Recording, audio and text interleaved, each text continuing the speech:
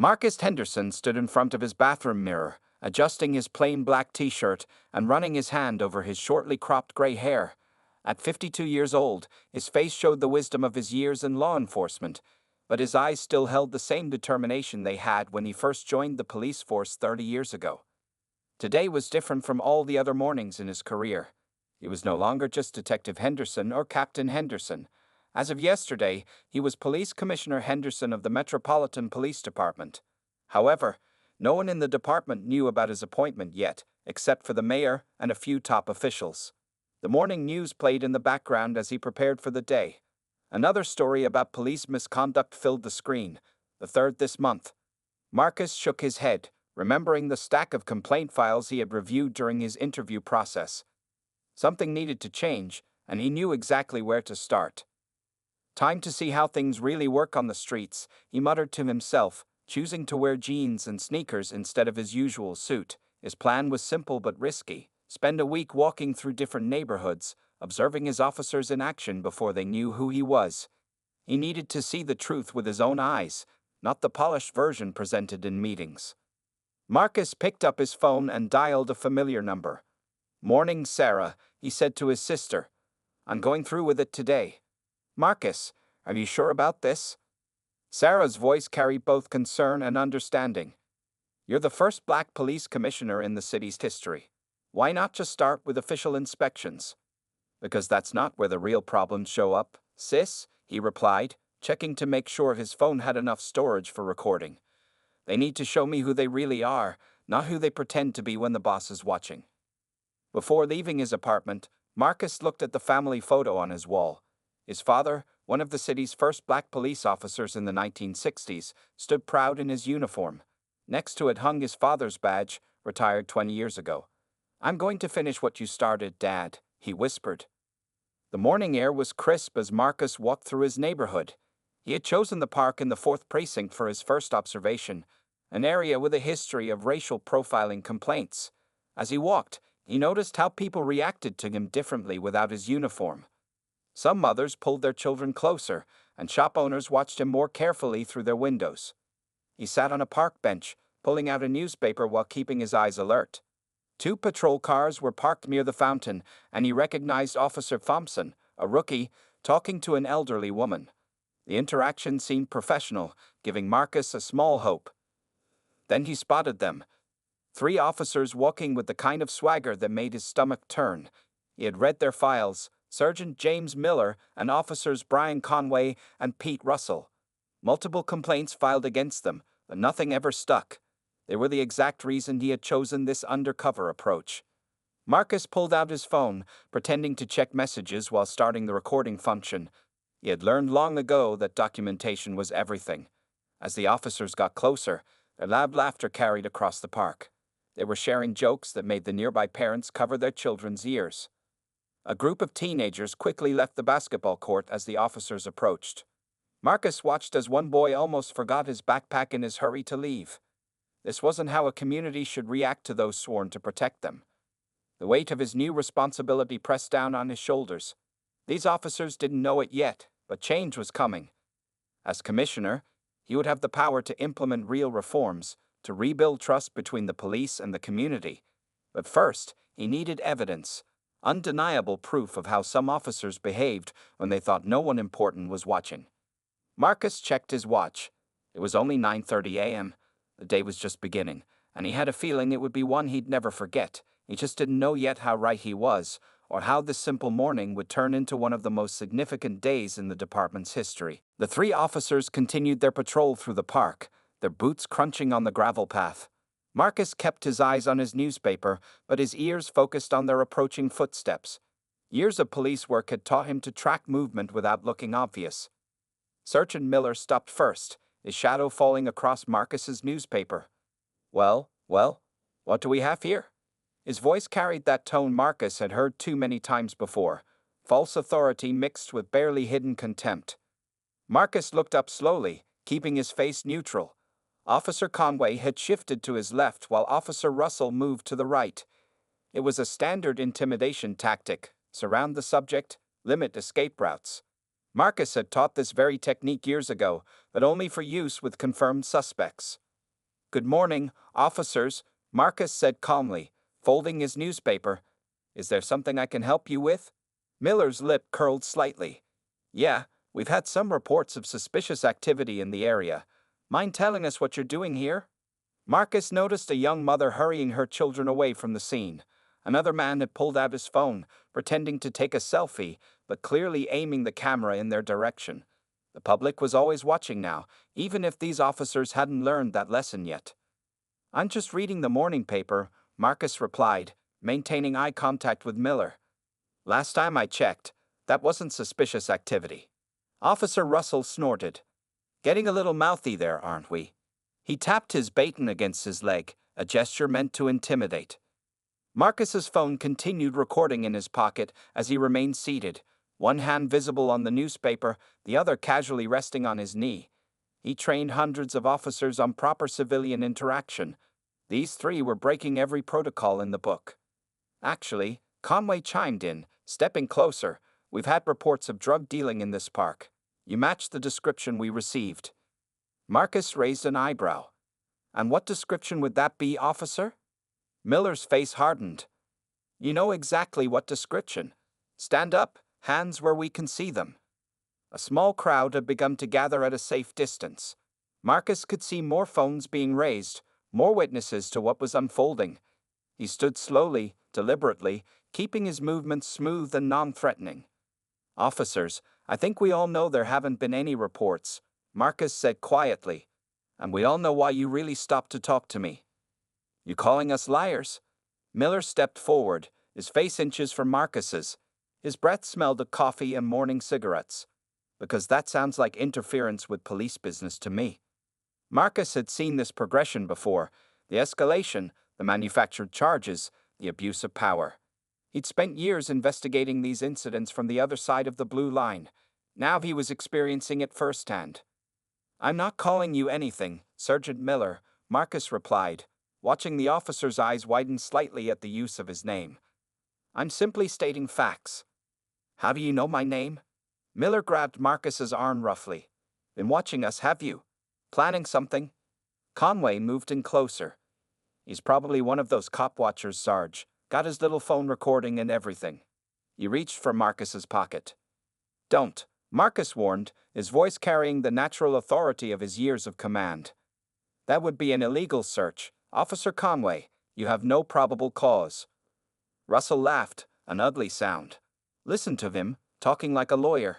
Bet you learned all that in prison, didn't you?" The crowd had grown larger. Marcus could hear murmurs of disapproval, see the anger on people's faces. This was exactly what he'd hoped to document, and exactly what he needed to change. One last time, Marcus said clearly, aware of all the recording devices around them, "I'm lawfully present in a public space. I've committed no crime. You have no reasonable suspicion for this stop." Miller's face turned red. "On your knees," he barked, shoving Marcus's shoulder. "Now." As Marcus felt the first push, he stayed perfectly still, his mind already calculating how this encounter would transform his department. He just hadn't expected it to provide such clear evidence so quickly.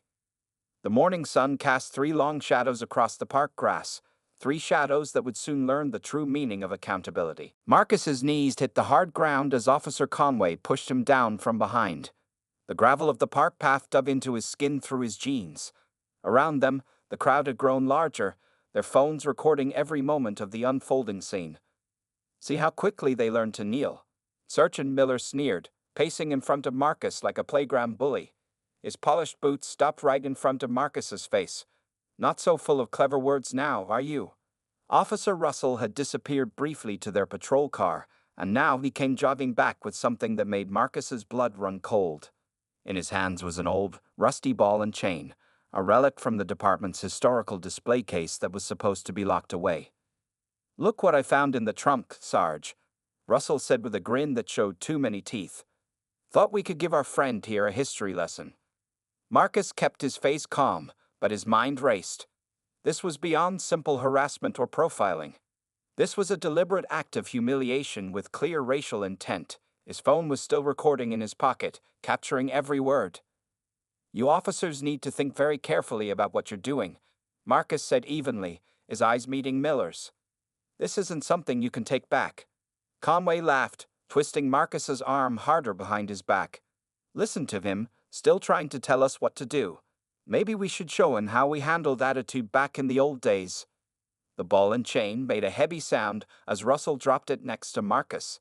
It wasn't the massive kind from ancient times, but a smaller version used for display purposes. Still, it was real metal, real chains, and carried real weight, both physical and symbolic. Hold him steady, Miller commanded, reaching for the shackle. Let's see how fast he can run with this little accessory. More people had gathered, their faces showing mixture of horror and anger. Marcus could hear someone in the crowd saying they were calling 911. The irony wasn't lost on him, calling the police on the police. Remember when they had these on all the mile markers? Russell joked as Miller fastened the shackle around Marcus's ankle. Maybe we should bring that tradition back. The metal was cold against Marcus's skin.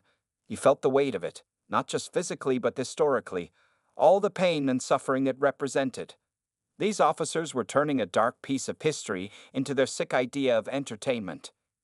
You know what's really going to be funny? Conway said, still holding Marcus down. When we make him walk through the park like this, give the kids a real education about history. Marcus stayed silent now, letting them dig their graves deeper. Each word they spoke, each action they took, was another nail in the coffin of their careers. They were so drunk on their power that they didn't notice the growing number of witnesses, or the fury building in the watching crowd. The chain rattled against the ground as Miller yanked it, making Marcus shift his position. Not so high and mighty now, are you? Where's all that legal talk gone? A young boy in the crowd started crying, and his mother hurriedly tried to shield his eyes from the scene. This made Marcus's jaw tighten. These officers weren't just humiliating him, they were traumatizing a whole community. Stand up, Miller ordered, pulling on the chain again. Let's go for a little walk. Marcus rose slowly, the ball weighing heavy against his leg. He could have revealed his identity at any moment, could have stopped this degradation, but he knew that would defeat the purpose. This had to play out. The department needed to see how far these officers would go when they thought nobody with power was watching. Start walking, Russell commanded, poking Marcus's back with his baton. And make it slow, we want everyone to get a good look. The chain dragged across the ground, its rattling sound echoing through the suddenly quiet park. Children had stopped playing. Parents stood frozen. Joggers halted mid-stride. Everyone watched as 3 officers of the law forced their new commissioner, though they didn't know it yet, to walk with a ball and chain through a public park on a sunny morning in 2024. Marcus took each step deliberately, knowing that every clank of the chain was another piece of evidence. Soon, very soon, these officers would learn the true weight of their actions. The morning sun cast harsh shadows across the park as Marcus took another forced step, the ball and chain scraping against the concrete path. His phone continued recording in his pocket, capturing every sound, every word, every rattle of the chain. Sarah Chen, a local high school teacher, had been grading papers on a nearby bench when the incident began. Now she stood with her phone steady, filming everything. Her hands shook with anger, but her camera remained focused on the 3 officers and their victim. This is going straight to the news, she said loudly enough for the officers to hear. And to every social media platform I know. Sergeant Miller turned toward her, his face twisted with anger. Back off, lady, or you'll be next. This is police business. Marcus noticed how Miller's threat only made more phones appear. People who had been hesitant to film now pulled out their devices. The park had become a circle of witnesses, all documenting what would soon become the biggest scandal in the department's history. Hey, YouTube, Officer Conway called out mockingly, waving at the cameras. Make sure you get my good side. He seemed to think this was all some kind of joke, completely blind to how his actions would look to the world. A teenage boy with a professional-looking camera pushed his way to the front of the crowd. Marcus recognized him as Joey Williams, editor of the local high school newspaper. The boy had won awards for his coverage of social justice issues. I'm streaming this live on Instagram, Joey announced, his young voice carrying across the park. There are already thousands of viewers. Officer Russell stepped toward Joey, but several adults moved to stand between them. The crowd was growing braver, forming a circle around the scene, but keeping their distance. Close enough to document everything, far enough to stay safe. Marcus could feel the chain rubbing against his ankle as he was forced to keep walking. Each step was captured by dozens of cameras, each rattle of the chain recorded in high definition. The morning sun made everything crystal clear. There would be no blurry footage, no room for doubt about what was happening. An older man in a business suit had his tablet out, speaking clearly into it. "I'm on a video call with Channel 5 News right now. They're recording everything and sending a crew." He stared directly at Miller, his voice steady. "This is going on the evening news." The three officers exchanged glances, but they were too far committed to stop now. Pride and power had blinded them to the consequences that were rushing toward them like an oncoming train. "Let them record," Miller declared, pulling harder on the chain. "Maybe people need to see how we handle troublemakers in this neighborhood." A woman in scrubs, probably heading home from a night shift at the nearby hospital, was typing furiously on her phone. "I'm sending this directly to the police commissioner's office," she announced. "My sister works there as a secretary." Marcus almost smiled at that, but kept his face neutral. The woman had no way of knowing she was looking right at the commissioner himself. Her heart was in the right place, though, and soon enough she'd learn the truth. Through it all, Marcus remained silent, letting the documentation build. His trained eye noticed details the officers had missed. The traffic camera at the park entrance that had probably caught the beginning of the incident, the surveillance cameras on the coffee shop across the street, and even a Google Street View car that had slowly passed by during the confrontation. In the age of technology, there was no such thing as a hidden incident anymore. These officers were about to learn that lesson the hard way. "Walk faster," Conway ordered, jabbing Marcus' back again with his baton. But Marcus maintained his slow, deliberate pace. Each step was being preserved forever, each moment captured from multiple angles.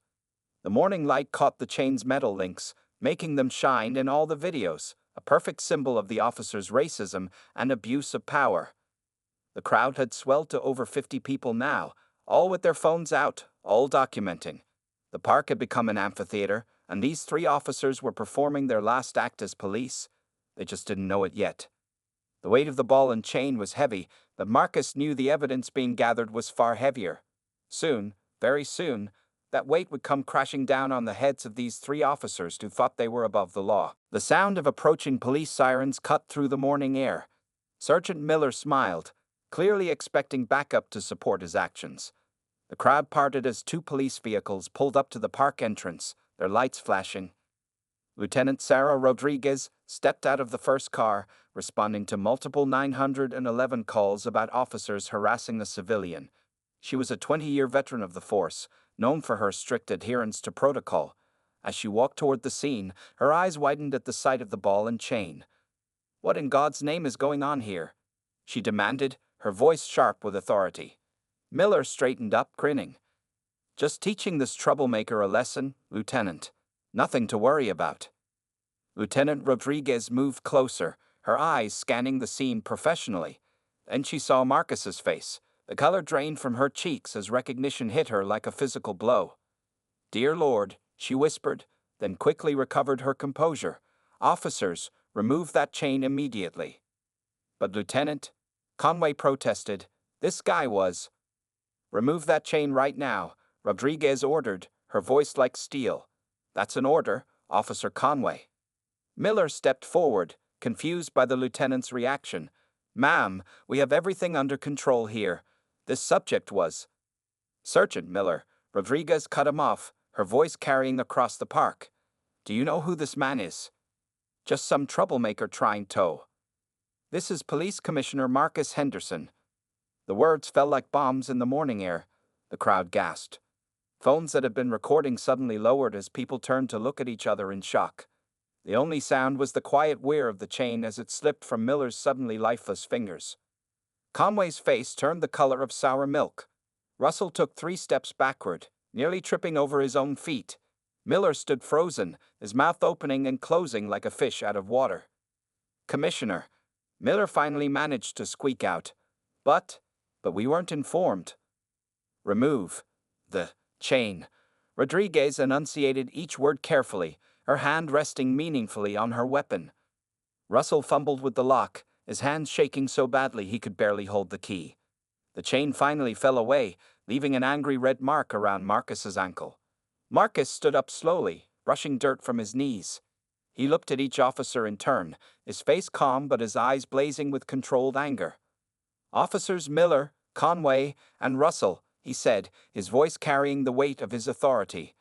"I believe you've just provided an excellent demonstration of why I chose to conduct an undercover assessment of our department." The three officers stood rigid, terror evident on their faces as the full impact of their actions began to sink in. "Your badges and weapons," Rodriguez commanded. "Hand them over. Now." As the officers slowly removed their badges and guns, Marcus turned to address the crowd, which had grown even larger. "Ladies and gentlemen, thank you for documenting this incident. I'm Police Commissioner Marcus Henderson, and what you've witnessed today is exactly why we need major reforms in our department." Someone in the crowd started clapping, and soon the whole park erupted in applause. Joey, a high school journalist, pushed forward. "Commissioner, your appointment wasn't even announced yet. Was this a planned sting operation?" Marcus shook his head. "No, young man, I simply wanted to see how our officers behave when they think nobody's watching. Unfortunately, these three officers showed me exactly what I needed to see." Miller suddenly found his voice. "Sir, please, we didn't know. We were just—" "Just what, Sergeant Miller?" Marcus turned to face him. "Just racially profiling a citizen. Just abusing your authority. Just using department property to recreate one of the darkest chapters of our history." The three officers seemed to shrink under his gaze. Conway looked like he might throw up. Lieutenant Rodriguez stepped forward. "Sir, would you like me to call internal affairs?" "No need, Lieutenant," Marcus replied, pulling out his phone. "I believe we have all the evidence we need right here. Plus," he gestured to the crowd with their phones, "I think we have plenty of backup copies." The morning sun now felt impossibly hot on the three officers' backs as they realized their careers, and possibly their freedom, had just gone up in flames, all because they chose the wrong random civilian to harass. 3 hours after the park incident, the police headquarters buzzed with nervous energy. Word had spread fast, and every officer in the building knew that something big was about to happen. The emergency meeting called by Commissioner Henderson was scheduled for 2 p.m. sharp. Marcus sat in his new office, reviewing the videos from the park.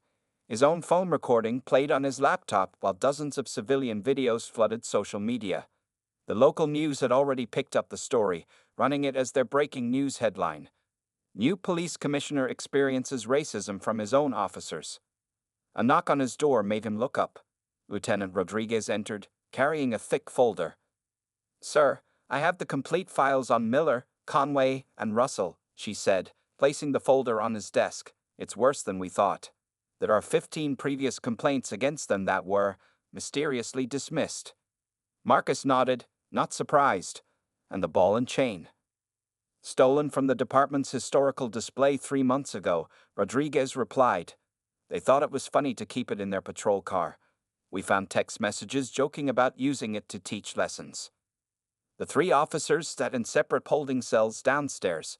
Their union representative had already called 4 times, but Marcus wasn't ready to deal with that yet. He had bigger plans for the afternoon. At exactly 2 p.m., Marcus walked into the main conference room. Every captain, lieutenant, and sergeant in the department sat there, along with representatives from each precinct. The room fell silent as he entered. He didn't sit down. Instead, he connected his phone to the projector and played the morning's video. For 12 painful minutes, the room watched as 3 of their own officers racially profiled, harassed, and humiliated their new commissioner. When the video ended, Marcus finally spoke. "This morning, I experienced what countless citizens in our city face every day." His voice was calm, but carried throughout the room. "The only difference is, I had the power to do something about it."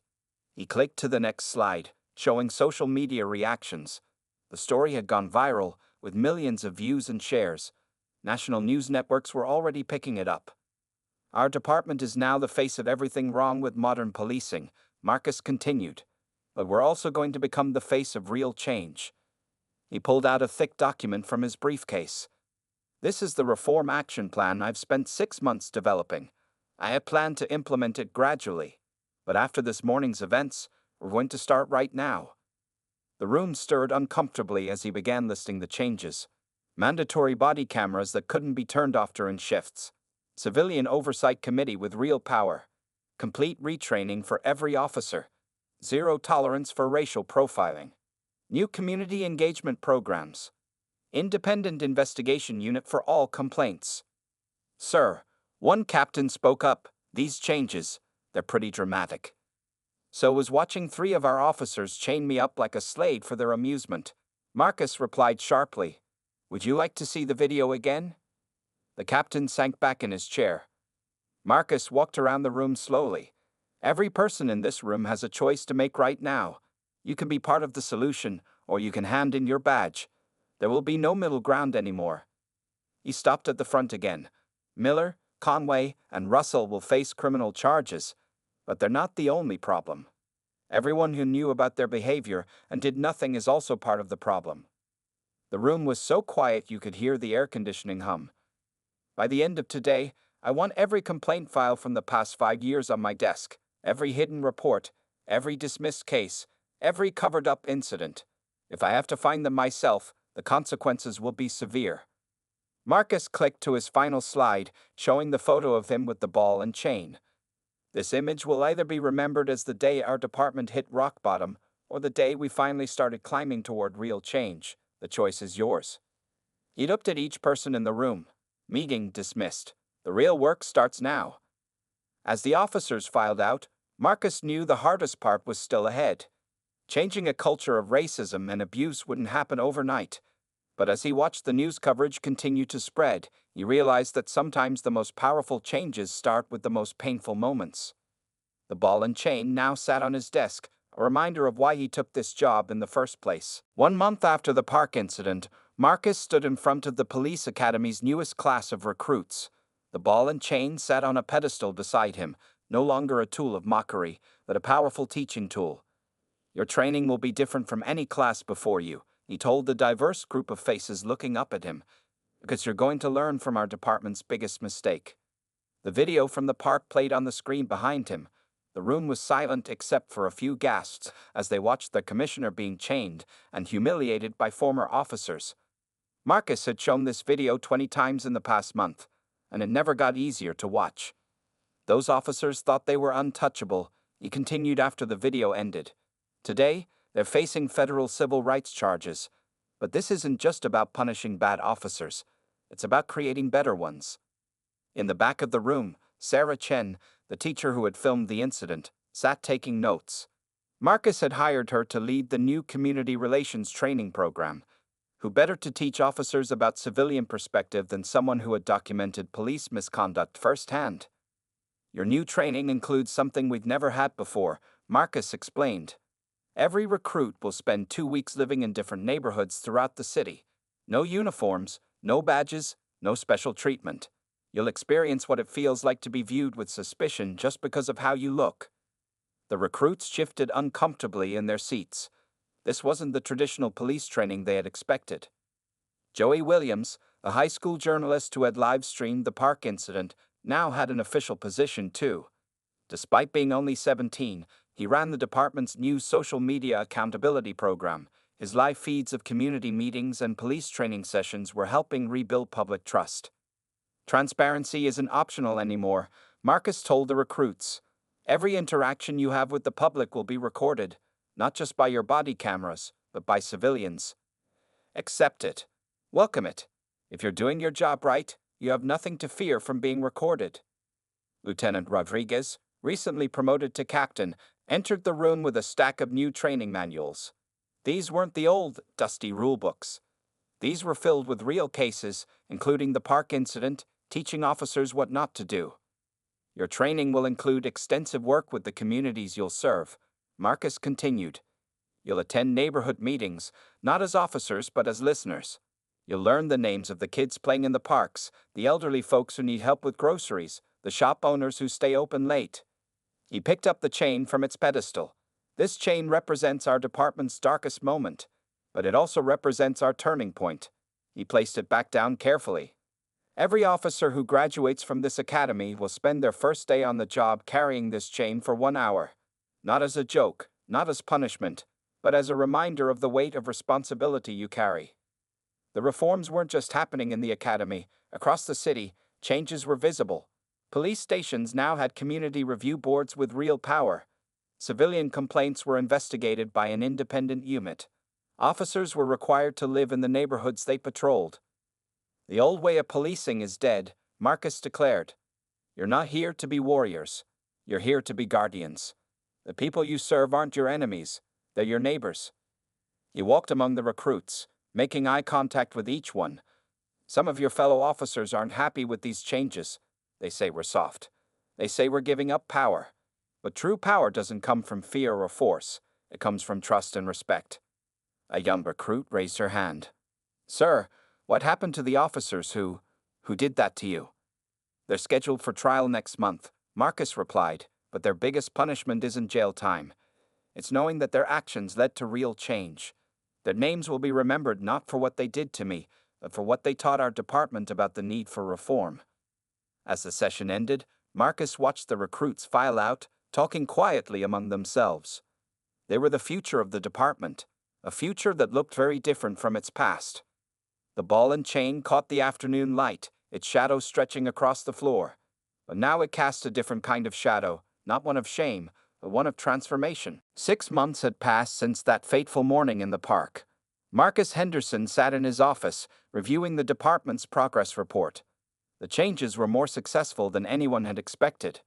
On his wall hung 3 items: the front page of the newspaper from the day after the incident, his father's old police badge, and a photograph of the graduating class of new officers, the first batch trained under the new system.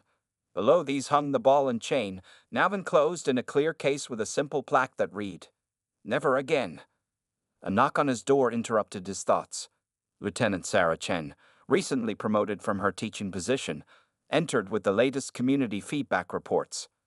"The numbers are impressive, Commissioner," she said, placing the folder on his desk. "Civilian complaints are down 70%. Community trust ratings are up 85%. And our department's story is being used as a model for police reform across the country." Marcus nodded, thinking about how much had changed. The 3 officers who had humiliated him were now serving their sentences.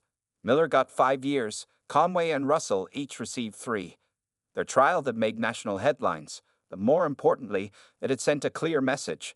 No one was above the law, especially those sworn to uphold it.